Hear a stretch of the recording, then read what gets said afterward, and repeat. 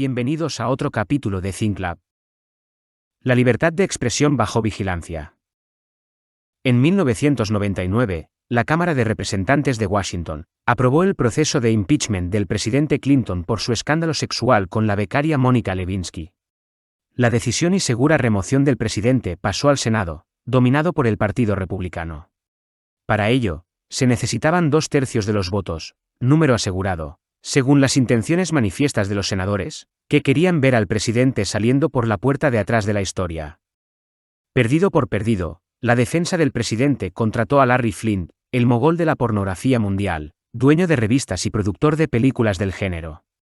Casi sin tiempo, Flynt pagó una página completa en el Washington Post ofreciendo $1 millón a aquellos que pudiesen probar historias similares a la del presidente, protagonizadas por miembros del Congreso. Miles de llamados y grabaciones cayeron de inmediato. Flynt ni siquiera se molestó en escucharlas. Temerosos de escándalos públicos, algunos legisladores comenzaron a confesar infidelidades a sus esposas.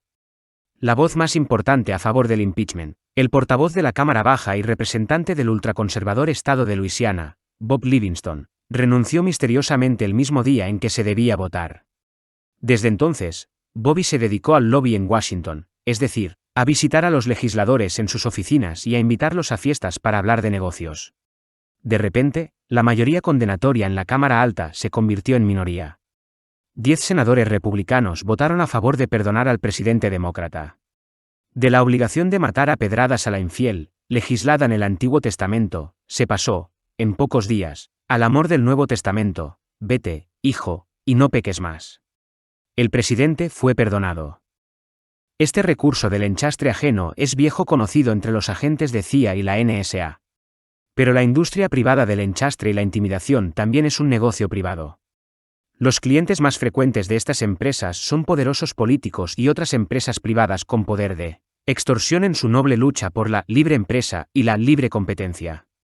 Aunque poco conocido, el negocio de perseguir adversarios políticos o disidentes independientes es multimillonario. No por casualidad, estas corporaciones privadas comparten con las agencias secretas del gobierno la misma ideología, aunque las políticas de austeridad de los gobiernos siempre alcanzan a los de abajo. Nunca a las corporaciones ni a las agencias secretas, la verdadera mano invisible del mercado. No por casualidad, este recurso siempre se ejerce de arriba hacia abajo, sobre todo sobre aquellos de abajo que pueden representar un obstáculo o un peligro para sus intereses, como críticos, investigadores y periodistas independientes.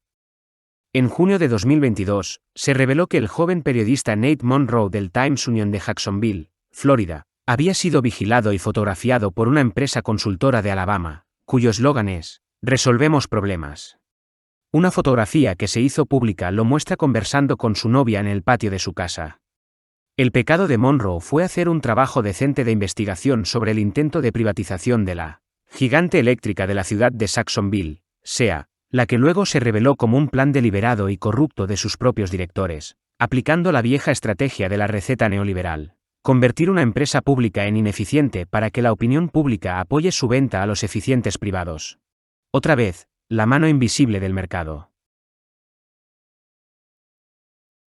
Unos meses antes, los exdirectivos de la empresa pública, Aaron San y Ryan Wanmacher, habían sido acusados de conspiración, pero liberados luego de pagar una fianza de $100,000 cada uno. La idea de los exdirectores, según informó el Daily Record de Jacksonville, consistía en recibir varios millones de dólares en caso de que lograsen la privatización de la empresa pública, valorada en más de $11,000 millones.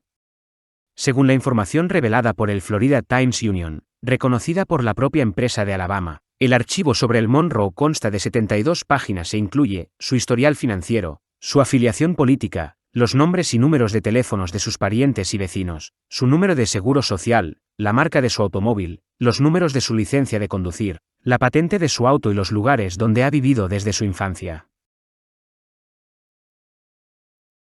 El instructor de periodismo de la Universidad de Florida, editor de la Associated Press y ganador de un premio Pulitzer, Ted Bridges, declaró a la prensa que, cito, "es realmente antiestadounidense estar vigilando a los periodistas". Cierro cita. Pues, parece que no importa que sepamos que la NSA lee y escucha millones de mensajes por año.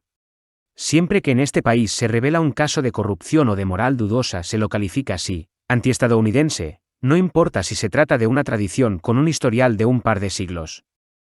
Una vez derrotados los poderosos esclavistas del sur en la guerra civil, poderosos por su poder desproporcionado en el Congreso, por las mayores fortunas del país debido a la esclavitud, y por un fanatismo racial y religioso que perdura hasta hoy, fueron reemplazados por el creciente poder de las corporaciones.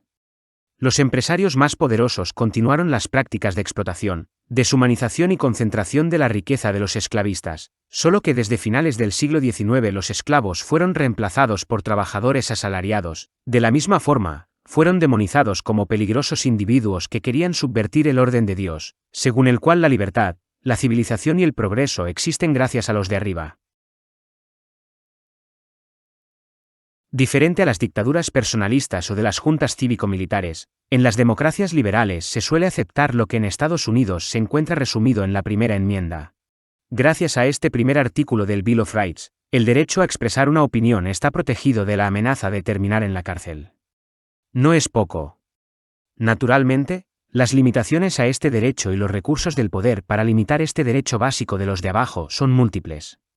Los periodistas, por buenos que sean, se encuentran limitados por las líneas editoriales de los medios en los que trabajan, los cuales, a su vez, están condicionados por sus clientes, es decir, ya no los lectores de los cuales dependían casi exclusivamente, sino de los grandes anunciantes, quienes, naturalmente, subscriben una determinada ideología de clase. Los rebeldes, disidentes o simplemente investigadores incómodos son el objetivo natural de la maquinaria del poder. Sus instrumentos más comunes, antes de la persecución y la cárcel, como es el caso de Julian Assange y Edward Snowden, son el acoso y la descalificación. Pero la democracia, la libertad de expresión y el menos reconocido, derecho a la verdad, no existen por los grandes poderes concentrados sino a pesar de ellos. No existen a pesar de los rebeldes y disidentes sino gracias a ellos.